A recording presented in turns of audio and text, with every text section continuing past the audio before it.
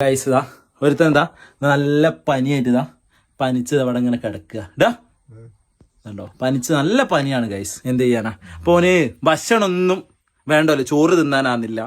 ഞാൻ കഞ്ഞി വേണ്ട. അവൻ എന്നോട് പറയാം ആപ്പിള് മുന്തിരി ഇതാ മുന്തിരി കാണുന്നില്ല ഗൈസ്, മുന്തിരി ഇതാ ആപ്പിള് ഇതൊക്കെ മേടിച്ച്. ഞാൻ പനിയായുള്ളവർക്കൊക്കെ ആപ്പിളും മുന്തിരിയൊക്കെ എനിക്കറിയില്ല.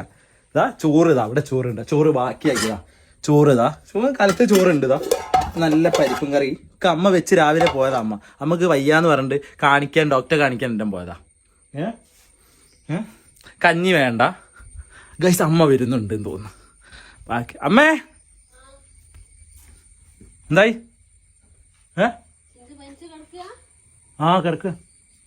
കിടക്കാണ്. എന്താ കയ്യില്?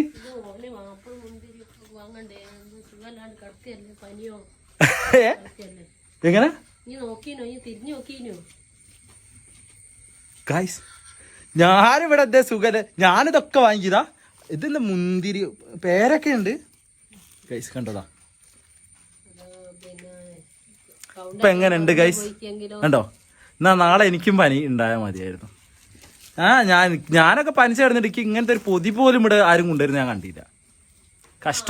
കഷ്ടം ഗൈസ്, ഇത് നിങ്ങൾ അറിയണം.